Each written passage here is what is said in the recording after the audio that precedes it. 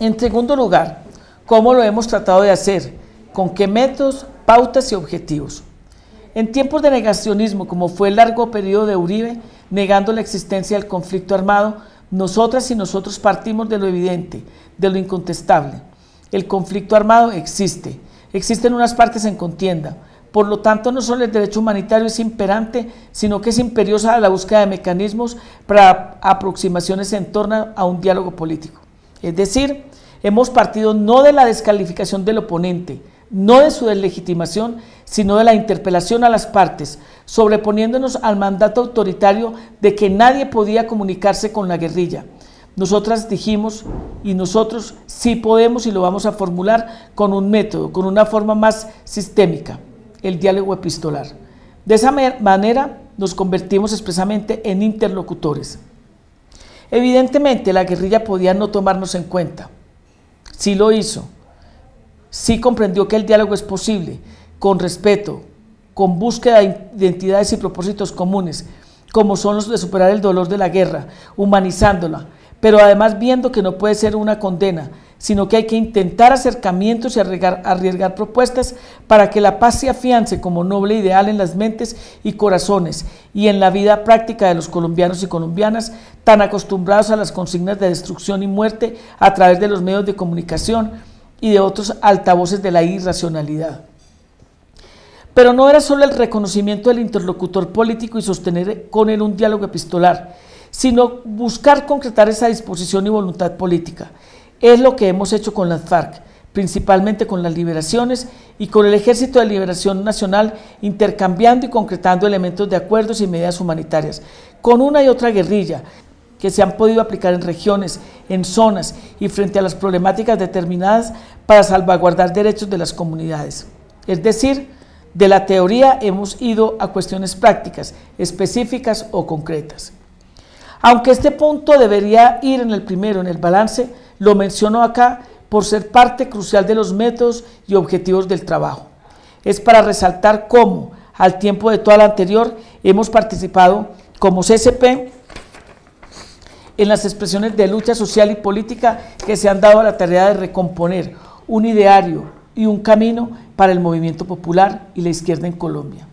Por lo cual hemos recogido incluso elementos muy importantes en ese proceso, de la mano del Congreso de los Pueblos, de la Marcha Patriótica, la Red de Alternativas de Comunidades frente a la impunidad y la globalización del mercado, la Comisión Ética de la Verdad, en las luchas de la MANE, de las movilizaciones indígenas, de las comunidades afrodescendientes, de las mujeres, de las minorías, de la población LGTB, de las y los desplazados, las organizaciones que enfrentan la minería extractiva, el movimiento ambientalista, de las presas y los presos, ya no solo los que están en la cárcel por razones políticas, sino conscientes y actuantes ante el drama de unas cárceles que son verdaderos antros donde se degrada a más de 100.000 colombianos y colombianas. Porque para nosotros y nosotros, la paz es una gran mentira mientras no se conquisten y aseguren derechos y libertades reales, procesos de cambio, de participación y de empoderamiento, es decir, mientras no se transformen estructuras profundamente excluyentes y antidemocráticas. En ese sentido, si debiera resumir en una idea ese panorama, lo diría así. Hemos propuesto el diálogo y la humanización de la guerra, para superarla hablando también de la humanización concreta y material del país, de sus gentes, es decir, del derecho al bienestar para que la paz sea con el máximo posible de justicia. Es el ideario irrenunciable. En tercer lugar, consideraciones sobre la actual coyuntura política. En cartas recientes de CCP a las guerrillas y al gobierno del presidente Santos, nos hemos referido a la necesidad de avanzar en gestos hacia un clima de encuentro para que el diálogo sea posible. Es decir, hemos reconocido que se puede ahora mismo avanzar y para ello propusimos que, por ejemplo, decretaran las partes o acordaran una tregua bilateral o cese al fuego al menos por 90 días. El Ejército de Liberación Nacional nos ha respondido que esa posibilidad de pactarse sí existe, así como las FARC. El gobierno ha dicho que no, como dos altos mandos militares lo aseguraron hace unos días, mientras,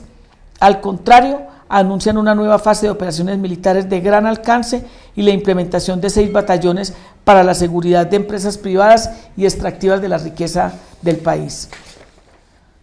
Vemos como un dato importante, por lo que supone en términos de adhesiones a la lógica del diálogo, las manifestaciones de académicos, de políticos, de algunas voces internacionales que expresan que estamos ante una gran oportunidad, y esto se viene desarrollando a través de epístolas, de misivas.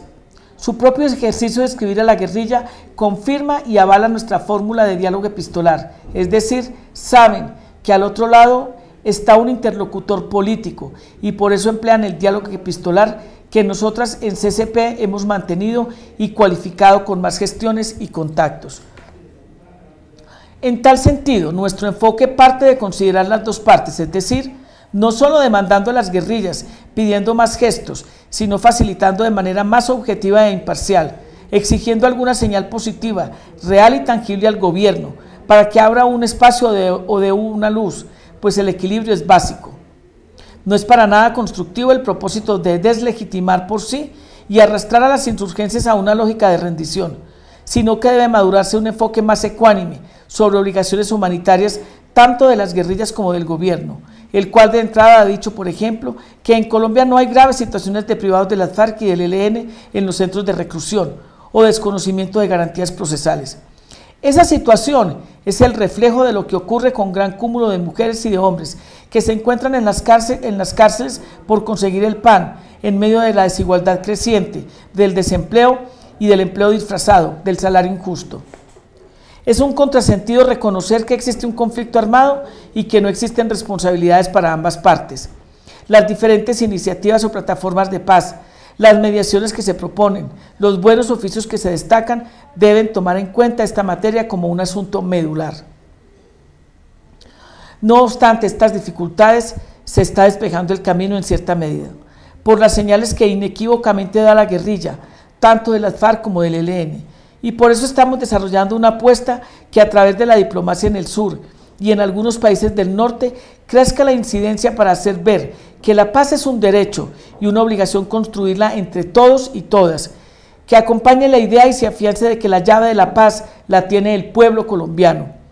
la sociedad en su conjunto y no en dependencia de un poder, el del Ejecutivo, de todos los poderes, de toda la sociedad. La paz es una de las expresiones del humanismo social, es una manifestación del deber institucional de trabajar por la solución política y negociada, con el establecimiento de un marco jurídico y político adecuado, para que se den las garantías de un proceso de diálogo abierto, que aísle y quiebre la lógica brutal de la guerra o de la supuesta salida militar, y que cree posibilidades ciertas para la paz como una insoslayable necesidad. Parece igualmente que hoy la fuerza no es la salida, no hay derrota militar posible. El número de bajas en las fuerzas militares y de policía en medio de la reingeniería paramilitar se mantiene a pesar de las permanentes cruzadas para llegar al fin de las guerrillas. No hay rincón del país donde las operaciones en desarrollo de la guerra de guerrillas no se realicen. Estas han logrado acomodar sus operaciones militares, definiendo objetivos más precisos en operaciones de saboteo,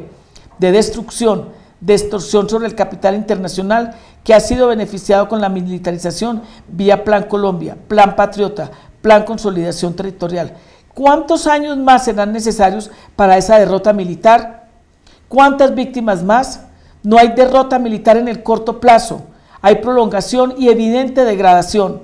No existe un empate militar relativo, pero tampoco una derrota definitiva. Hay una reingeniería paramilitar que no ha podido desarrollarse sin el consentimiento, el respaldo de la fuerza pública, de sectores de poder político y económico regional que interactúan con respaldos nacionales. Hay militares que han expresado claramente, aunque en círculos cerrados, lo inoficioso, lo dañino de una guerra, cuando detrás de ellas algunos se benefician en perjuicio del país nacional. Los paramilitares antirrestitución son una de sus expresiones que está en desacuerdo con el proceso de modernización que subyace a la Ley de Restitución de Tierras y el Plan Nacional de Desarrollo, formalización de la propiedad rural para asegurar la inversión y la redefinición del uso de la tierra.